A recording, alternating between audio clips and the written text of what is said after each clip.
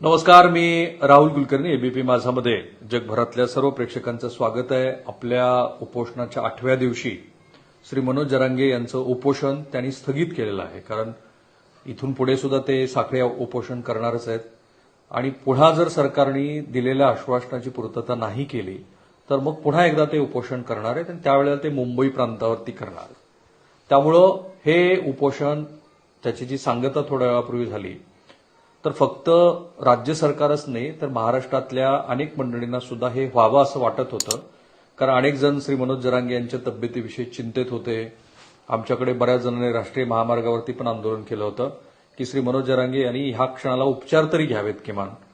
आणि हे उपोषण मिटल्यानंतर याचे खरं म्हणजे ही विन विन सिच्युएशन आहे. मनोज जरांगे यांचं एक कौतुक जे सतत मला वाटत आलेलं आहे ते हे आहे की ते जसं स्वतःला शारीरिक कष्ट करून घेत आहेत एक्स्ट्रीम लेवलचं, तसंच हे आंदोलन कुठं थांबवावं याची सुद्धा त्यांना पूर्णपणे माहिती येते. भलेही लोकांचा कौल घेत असले तरी त्यांच्या मनाची ते खुणगाट असते. असं दिसतंय की आपण साधारणपणे आंदोलन मागं घेतल्यानंतर काय भूमिका घ्यायच्यात वगैरे. आणि म्हणून 8व्या दिवशी हे आंदोलन यशस्वी झालं ते मुख्यत्वे राज्य सरकारच्या मध्यस्थीमुळे यशस्वी झालेलं नाही.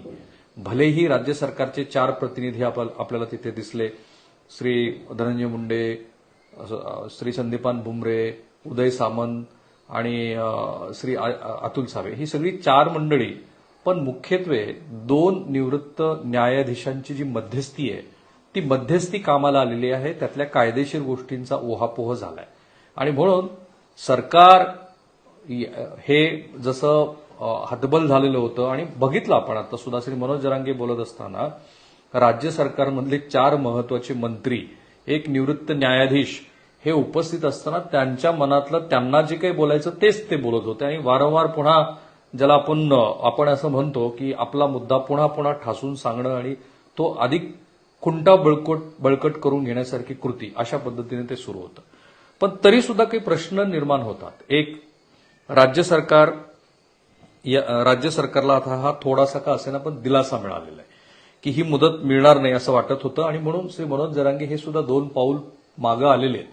ते असं म्हणत होते की मी नाही, काही जरी झालं तर आत्ता सरकारला वेळ वाढवून देणे नाही. परंतु आपण दत्ता सामंताचं आंदोलन असेल, रेल्वेचा गिरणी कामगारांचा संप असेल, तो संप सुद्धा कुठे आंदोलन संपवावं ह्याबद्दलचं आकलन न झाल्यामुळे चिघळला आणि अनेक जण देशोधडीला लागले. मग म्हणूनच नेहमी असं म्हटलं जातं की संप आंदोलनं कुठं मिटवावीत याचं ज्या नेत्याला, कारण संप करणं हे तुलनेनं सोपं आहे ते मागं घेताना, कारण तुम्हाला अनेक पातळीवरचं निगोशिएशन करावं लागत असतं. तर ते निगोशिएशन हे करत असताना मनोज जरांगे यांनी, मला असं वाटतं की आता योग्य वेळेला हे आंदोलन मागं घेतलेलं आहे. कारण दिवाळी आता तोंडावरती आहे, अनेक व्यापारी पण धास्तावलेले होते, एक प्रकारची अनिश्चितता होती, कुठे केव्हा रस्ते बंद पडतील हे माहिती नव्हतं. गेले 3-4 दिवस महाराष्ट्रामध्ये ह्या घटना बघितल्या आपण. आणि दुर्दैवाने महाराष्ट्रामध्ये काही तरुण मराठा मुलांना आत्महत्या सुद्धा केल्या. त्यामुळं एक प्रकारे ते एक दुःखद छाया होती. 30-35 जणांचे मृत्यू त्यांनी केलेल्या आत्महत्यामुळे झाले. या सगळ्या पार्श्वभूमीवरती आता हे आंदोलन मागं घेतलं गेलेलं असल्यामुळे यातल्या काय काय घडामोडी घडल्या आणि श्री मनोज जरांगे यांनी म्हटल्याप्रमाणे यातल्या काय गोष्टी आंदोलकांच्या हाती लागल्यात हे आपण बघू. थोडंसं कन्फ्युजन आहे, ते कन्फ्युजन हा थोड्या वेळानंतर क्लिअर होईल की श्री मनोज जरांगे यांची सरसकट मराठा समाजाला कुणबीतनं आरक्षण द्या ही जी मागणी होती ही त्यांनी कुठेतरी मागं घेतली असं वाटतंय का? कारण ते असं म्हणाले की राज्य सरकारनं 11,300 लोकांना जे कुणबी प्रमाणपत्र शिंदे न्यायमूर्ती संदीप शिंदे समितीने शोधलेलं आहे ते प्रमाणपत्र आणि ज्यांच्याकडे या नोंदी सापडल्या त्यांच्या रक्तातले, त्यांचे जवळचे नातलग, अशा सगळ्या मंडळींना त्या आरक्षणाचा लाभ द्यावा. म्हणजे मग मराठवाड्यातला तरी किमान प्रश्न मिटला. तर मग असा आता मुद्दा आहे का की ज्यांच्या प्रमाणपत्रावरती कुणबी प्रमाणपत्राच्या नोंदी झालेल्या आहेत किंवा सापडलेल्या आहेत अशी साधारणतः मंडळी, कारण श्री विनोद पाटील जे ह्या आंदोलनातलं एक महत्वाचं नाव आहे, जे सर्वोच्च न्यायालयातले पण एक याचिका करतात, त्यांनी अशी एक मांडणी केलेली आहे की 11,300 मल्टिपल बाय 350 पट साधारणपणे त्या पटीमध्ये या सापडलेल्या नोंदीचा मराठा समाजातल्या मंडळींना लाभ होईल. हे बहुधा त्यांच्या कोणी लक्षात आणून दिलंय का? कारण त्याबद्दलची क्लॅरिटी नाहीये अद्याप. पण उर्वरित महाराष्ट्रासाठी अशाच पद्धतीनं समितीने काम करावं आणि त्यातून तो प्रश्न मिटावा अशी त्यांची भूमिका होती. आता काय काय घडलंय असं बघा की ज्याच्यातनं हा संप मिटायला मदत झाली. झालं असं की मराठा समाजाला सरसकट कुणबी प्रमाणपत्र देऊन त्यांना ओबीसीतून आरक्षण द्यावं या मागणीसाठी हे जे 8 दिवसापासून सुरू असलेलं उपोषण होतं, त्या उपोषणाला आज कुठेतरी ब्रेक थ्रू मिळेल असं केव्हा वाटलं, जेव्हा मनोज जरांगे यांच्या भेटीला मी सकाळी जालना जिल्हाधिकाऱ्यांशी बोललो आणि त्यांनी मला पहिल्यांदा सांगितलं की 2 सन्माननीय न्यायाधीश, निवृत्त न्यायाधीश, काही विधिज्ञ मंडळी, ती आणि त्यांच्यासोबत जिल्हाधिकारी आणि जिल्हा पोलीस अधीक्षक हे श्री मनोज जरांगे यांच्या भेटीला जाणार आहेत. आणि तेव्हाच असं वाटलं होतं की बॅक चॅनल आपण ज्याला म्हणतो, तर बॅक चॅनलला काहीतरी घडामोडी घडत आहेत. तर असं ज्यावेळेला होतं त्यावेळेला कुठेतरी एक चर्चेचे दरवाजे उघडलेले असतात, ते तसे घडले. आणि मग प्रत्यक्षात ही चर्चा दीर्घकाळ चालली. 3-3.5 तास ही चर्चा होत होती. हे दोन्ही सन्माननीय न्यायाधीश, त्यात स्पेशली न्यायमूर्ती मारुती गायकवाड यांचं कॉन्ट्रीब्युशन हे आधी मराठा समाजाला श्री देवेंद्र फडणवीस यांच्या काळामध्ये जे आरक्षण मिळालं त्याच्यामध्ये खूप मोठं आहे आणि ती एक विश्वासार्हता वाढली. आणि बहुधा तेच कारण असावं की ज्यामुळं मनोज जरांगे यांचा राज्य सरकारच्या लोकप्रतिनिधी, राज्य सरकारच्या प्रतिनिधींनी त्यांच्यावरती विश्वास न दाखवता त्यांनी न्यायमूर्तीवरती विश्वास दाखवला. आणि मला असं वाटतं की हा फार कळीचा मुद्दा आहे की न्यायमूर्तींच्या हस्तक्षेपामुळं हे आंदोलन मागं गेलेलं नाही की राज्यातल्या लोकप्रतिनिधींच्या हस्तक्षेपामुळं. तर घडलं असं की ज्यावेळेला प्रत्यक्षात मनोज जरांगे बोलायला लागले त्यातनं काही गोष्टी मी नोट डाऊन केल्यात. जालन्यातील गुन्हे 15 दिवसात मागे घेणार, तर राज्यातील सर्व आंदोलकावरील गुन्हे 1 महिन्यामध्ये मागे घेणार असा शब्द त्यांना श्री धनंजय मुंडे यांनी दिला. आणि त्या शब्दाबद्दल पण ते पुन्हा पुन्हा विचारत होते हे असंच होणार का. आणि राज्य सरकारनं मागच्या वेळेला त्यांना जी मुदत दिली होती त्या मुदतीमध्ये जे 30-40 दिवसाचा काळ दिलेला होता त्या काळामध्ये काहीही झालेलं नाही. आणि म्हणूनच असं दिसतं आहे की पुन्हा पुन्हा ते हे विचारत होते की काय कसं होणार आहे. आणि म्हणूनच तो एक मुद्दा त्यांनी वारंवार पुन्हा पुन्हा मांडला की हे तुम्ही आमच्या कार्यकर्त्यावरती झालेले जे गुन्हे आहेत ते मागे घेणार का. मग साखळी उपोषण मात्र आपण सुरू ठेवू असं ते म्हणाले. मराठ्यांना न्याय देण्यासाठी सरकारला वेळ देण्याचा निर्णय घेतला आहे असं ते म्हणाले. त्यासाठी समितीला महाराष्ट्रात काम करण्यासाठी 2 जानेवारी 2024 पर्यंतची वेळ वाढवून दिली आहे. तिथेही कन्फ्युजन होतं. कन्फ्युजन हे होतं की 24 डिसेंबरपर्यंत द्यायचं का 2 जानेवारीपर्यंत द्यायचं. आणि म्हणून आपले काही प्रेक्षक जे म्हणतायत की याच्यामध्ये असं प्रेक्षक म्हणू शकतात की याच्यात सरकारनं कुठेतरी तोडगा काढला, तो निश्चितपणे निघालाय. कारण सरकारची प्रचंड अशी कोंडी झालेली होती. हे आंदोलन कसं संपणार हे माहिती नव्हतं. आणि जर हे आंदोलन चिघळलं असतं तर लॉ अँड ऑर्डरचा मोठा प्रश्न निर्माण झाला असता. आणि गृहमंत्री म्हणून श्री देवेंद्र फडणवीस यांना सुद्धा हे प्रकरण खूप जड गेलं असतं. मुख्यमंत्री म्हणून श्री एकनाथ शिंदे हेही अडचणीत आले असते.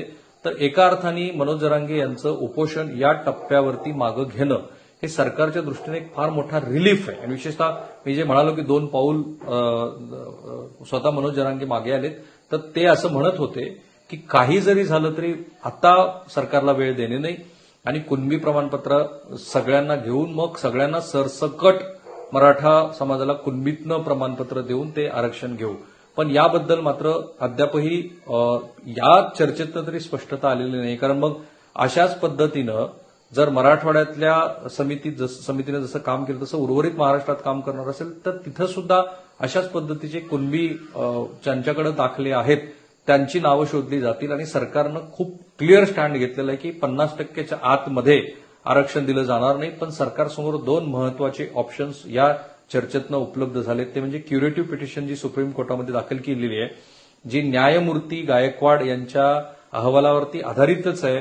तर तिथे जे मुद्दे उपस्थित झाले त्यातला सगळ्यात महत्वाचा मुद्दा असा होता की मराठा समाजाचं आर्थिक मागासलेपण हे सर्वोच्च न्यायालयाने बाद ठरवलं. त्याच्यात सर्वोच्च न्यायालय असं म्हणालं की 50% आरक्षणाची जागा, 100 समजा नोकरीच्या जागा आहेत त्यातल्या 50% आरक्षणाच्या वगळल्या तर उर्वरित 50%मध्ये खुल्या प्रवर्गामध्ये 33% मराठा समाजाचे प्रतिनिधी, मराठा समाजाचं नोकरीमध्ये प्रतिनिधित्व दिसतं. आणि म्हणून आम्हाला असं वाटत नाही की आर्थिकदृष्ट्या हा समाज मागासलेला आहे. आता हाच मुद्दा नव्याने पुन्हा तपासला जाणार आहे आणि त्यासाठी मनोज जरांगे यांनी सरकारला वेळ दिली आहे. म्हणजे सरकारला पुन्हा एक नवा मोठा रिलीफ मिळालेला आहे. तर हे होत असताना आणखी काही काही गोष्टीची चर्चा जिथे झाली, मराठ्यांना मराठ्यांना न्याय देण्यासाठी सरकारला वेळ दिला. त्यांनी सांगितलं आरक्षण न दिल्यास मुंबईत धडकणार. शिंदे समितीसाठी जो वेळ हवा होता तो मी देत आहे. आणि त्यासोबत ते वारंवार म्हणत होते की मी मराठा समाजाचाच आहे, माझ्या लेकराची शपथ घेऊन सांगतो मी सरकारच्या बाजूनं कधीही जाणार नाही. आता सरकारला वेळ दिला आहे तर पुन्हा मी देखील तयार होतो ना. तुम्ही जंगी तयारी केली पाहिजे. आता 1.5 ते 2 महिने पाहिजेत. मराठवाड्यासह समितीला सर्व राज्यामध्ये काम करायचं आहे आणि आपण सुद्धा ह्या काळामध्ये नव्या आंदोलनाची तयारी करू. मनोज जरांगे पाटील पुढे म्हणाले की ही लढाई जिंकायची आहे, त्यामुळे वेळ द्यावा लागेल. आता काही प्रेक्षकांना असं वाटू शकतं की मनोज जरांगे यांनी हे जे आंदोलन मागं घेतलं, 2 पावलं ते मागं गेले, त्यामुळे आंदोलनाचं नुकसान झालं. मला असं वाटतं की कुठल्याही आंदोलनाची यशस्वीता हे आंदोलन मागे घेत असताना जी तुमची स्ट्रॅटेजी असते त्याच्यावरती ते जास्त अवलंबून असतं. या क्षणाला मनोज जरांगे यांची स्वतःची वैयक्तिक ढासळती तब्येत आणि त्यांच्यावरती येत असलेल्या लोकांचा सुद्धा दबाव पाहता त्यांच्यासमोरचे सुद्धा पर्याय फार कमी होते. फक्त मुद्दा एवढाच आहे की सरसकट या मुद्द्यावरती पुढे काय होणार आहे त्याबद्दलची क्लॅरिटी नाहीये. मनोज जरांगे पाटील असं म्हणाले की न्यायमूर्ती गायकवाड साहेबांनी आरक्षण दिलं, ते देखील स्वतः आले आहेत. मी जे आधीच म्हणालो, हा जो मुद्दा टॅग आपण केला की न्यायमूर्तींच्या हस्तक्षेपामुळेच हे आंदोलन मागे घेतलं गेलेलं आहे, कारण त्यांची विश्वासार्हता राजकीय नेत्यापेक्षा अधिक आहे असं मनोज जरांगे पाटील यांना वाटलं. समिती मराठवाड्यात काम करतच होती. महाराष्ट्रातील मराठा समाजाचं काय, या समितीने राज्यभर काम करावे, सरसकट कुणबी प्रमाणपत्र दिले जावे, हे सर्व महाराष्ट्रातील मराठा समाजाला मी सांगत आहे. संपूर्ण महाराष्ट्रात समितीनं काम करावे अशी मागणी केली. त्यांना ती मंजूर केली. जो वेळ दिला त्यावेळेच्या पुढेही वेळ दिला जाणार नाही. एवढं लक्षात घ्या, मी यांचा नाही, मी समाजाचा आहे. प्रश्न फक्त इथे एवढाच आहे की जर मराठवाड्यामध्ये 13,300 प्रमाणपत्र मिळालेली आहे तर मग त्या आधारावरती राज्य सरकारनं जो प्राथमिक अहवाल स्वीकारला आहे तो प्राथमिक अहवाल हा मराठवाड्यातल्या मराठ्यांना सरसकट आरक्षण देणारा नाही. आता फक्त त्या ओबीसी कुणबी प्रमाणपत्राच्या नोंदीच्या आधारावरती त्या पुढच्या वंशावळीमध्ये असलेली जी मंडळी त्यांना त्या आरक्षणाचा लाभ होईल. वेळ दिला पाहिजे की ताणून घेतले पाहिजे यावर चर्चा झाली. आपण शेवटचा वेळ मराठवाड्यातील भागलं, पण राज्यातील मराठ्यासाठी वेळ वाढवून द्यायचं ठरवलं आहे. संपूर्ण मराठा समाजाला सरसकट कुणबी प्रमाणपत्र देणार आहात की नाही एवढंच सांगा, असं ते पुन्हा पुन्हा म्हणत होते. पोलीस अधीक्षकांनी सांगितलं की सगळे गुन्हे मागे घेतले जातील, त्यासाठी प्रक्रिया देखील आहे. आम्हाला मराठा समाजाला टिकणारं आरक्षण द्यायचं आहे, त्यामुळे वेळ द्या अशी विनंती धनंजय मुंडे करत होते. आणि मला एक लक्षात आलं की धनंजय मुंडे हे वारंवार मनोज जरांगे पाटील यांच्या असं लक्षात आणून देत होते की आज आहे तारीख 2 आणि म्हणून 2 महिन्याचा कालावधी हा 2 जानेवारी होतो. खरं म्हणजे राज्य सरकारनं शिंदे समितीला जी मुदतवाढ दिलेली आहे त्यातले 15-20 दिवस हे ऑलरेडी म्हणजे 15 दिवस तरी समितीच्या कामकाजासाठी अधिकचे वाढवून मिळणार आहेत. आता ही 2 तारीख मिळाल्यामुळे आता एक प्रश्न ते वारंवार विचारतायत आणि त्यामुळं काही समाजामध्ये अस्वस्थता होती. पुरावे नसताना देखील माळी, तेली, लिंगायत समाज ओबीसीत घातला, मग तुम्ही मराठ्याकडे पुरावे असून देखील त्यांना सरसकट दाखले का देत नाहीत असा सवाल आहे त्यांचा. परंतु त्यातली कायदेशीर अडचण हीच आहे की 1967 सालच्या आधी ज्यांच्या रेकॉर्डवरती ओबीसी आरक्षण मिळवण्यासंदर्भातले काही पुरावे आहेत त्यांनाच या आरक्षणाचा लाभ झालेला आहे. भलेही ते मनोज जरांगे म्हणतात त्याप्रमाणे विदर्भातले काही मराठा समाज असेल, कोकणातला पण काही मराठा समाज असेल किंवा इतर सुद्धा समाज असतील, अगदी तेली, कोळी, माळी, धनगर, लिंगायत वगैरे असतील, पण त्यांना या नोंदी ह्या 1965च्या आधीच्या हव्या आहेत आणि त्याची सुद्धा कास्ट व्हॅलिडिटी व्हायला हवी. तर हा मुद्दा त्यांनी या निमित्ताने आपण समजून घ्यायला हवा. सुप्रीम कोर्टात क्युरेटिव्ह पिटिशन दाखल करण्यात आली आहे. आरक्षणासाठी मराठा समाज मागास असल्याचे सिद्ध होणं गरजेचं आहे, त्यासाठी इम्पेरिकल डेटा महत्वाचा आहे, त्यानुसार अहवाल तयार केला जात आहे असं निवृत्त न्यायाधीशांनी श्री जरांगे पाटील यांना सांगितलं. आणि ही सगळी भूमिका ही राज्य सरकारची होती. राज्य सरकार असं म्हणत होतं की इतक्या म्हणजे न्यायमूर्तींनी स्पष्टपणे सांगितलं की घाई गडबडीमध्ये आपल्याला वाटतं तसं आरक्षण मिळालं तरी ते कोर्टात टिकणार नाही, घाई गडबडीमध्ये काही होणार नाही.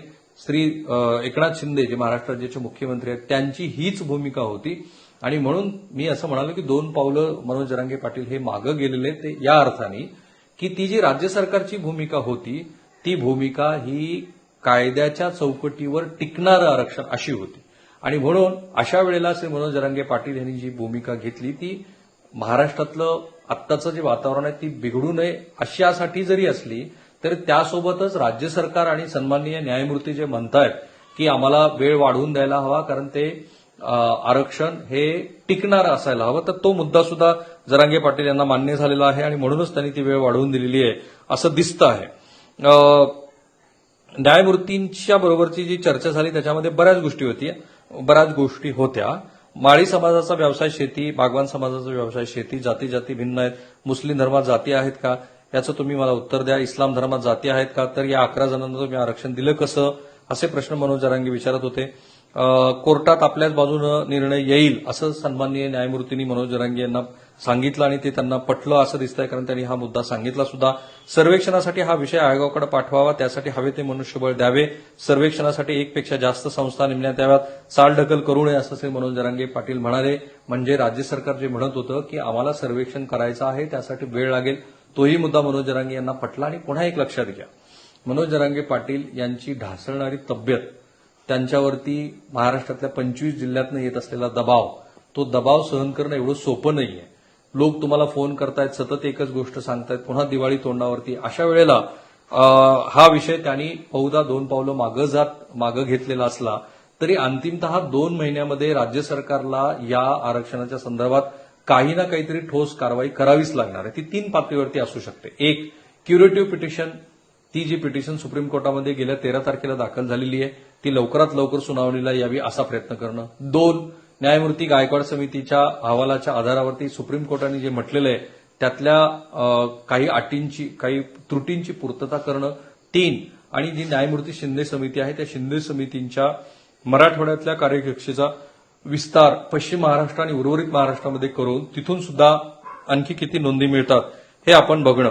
कुणबी प्रमाणपत्र देताना जात पडताळणीचे आदेश देण्यात यावेत असं त्यांनी म्हटलेलं आहे. आणि एक गोष्ट ते वारंवार म्हणत होते की ज्या काही मुद्दे वाढवून पुन्हा येतील त्याबद्दल सुद्धा तुम्ही पुन्हा नव्या ज्या वेळेला सरकारच्या अंतिम याबद्दलच्या अटी तयार होतील त्याच्यात ते घ्या.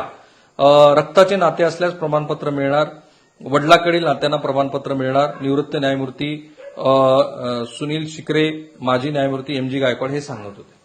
सो थांबूया आपण इथे. श्री मनोज जरांगे यांचं हे जे उपोषण आहे ते या पातळीवरती आता थांबलेलं आहे की ज्यातनं आपल्याला दिसतंय की महाराष्ट्रासाठी हा मोठा रिलीफ आहे. काही मंडळींना असं वाटू शकतं की मनोज जरांगे पाटील हे जे म्हणत होते की आत्ता नाही, सरसगट मिळाल्याशिवाय नाही, ते तसं झालेलं नाही. पण पुन्हा तेच सांगतो मी, आंदोलन कुठल्या टप्प्यावरती थांबवावं याच्यामध्येच आंदोलनाची यशस्वीता असते. प्रत्येक गोष्ट आपल्याला हवी तशीच आणि लगेच असे मिळणं तर होणे नाही. तिसरी गोष्ट, महाराष्ट्रातल्या सर्व राजकीय पक्षांनी एकाच पातळीवरती येत कायद्याच्या चौकटीवरती टिकणारं आरक्षण आम्ही देऊ अशी भूमिका घेतलेली असल्यामुळं महाराष्ट्र सरकारला सुद्धा तो सर्वपक्षीय पाठिंबा आहे असं दिसत होतं. आणि म्हणूनच आता असं दिसतं आहे की सरकारपेक्षा न्यायमूर्तीवरती विश्वास ठेवत मनोज जरांगे पाटील हे या आंदोलनाच्या ठिकाणी त्यांनी ती थोडासा एक ब्रेक घेतलेला आहे. अर्थात त्या 2 महिन्यामध्ये सरकार काय करतं त्याच्यावरती बऱ्याच गोष्टी अवलंबून आहेत. सो थांबूया आपण इथे. या आंदोलनातल्या पुढच्या टप्प्यातले किंवा अजूनही हे उपोषण गोष्टी आपल्यासमोर येणं बाकी आहे, त्या आल्या की त्याचाही उहापोह करू. मी आणि एबीपी माझा सर्व सोशल मीडिया प्लॅटफॉर्मवरती आहोत, आम्हाला फॉलो करायला लागा. थांबूया. एबीपी माझा, उघडा डोळे बघा नीट.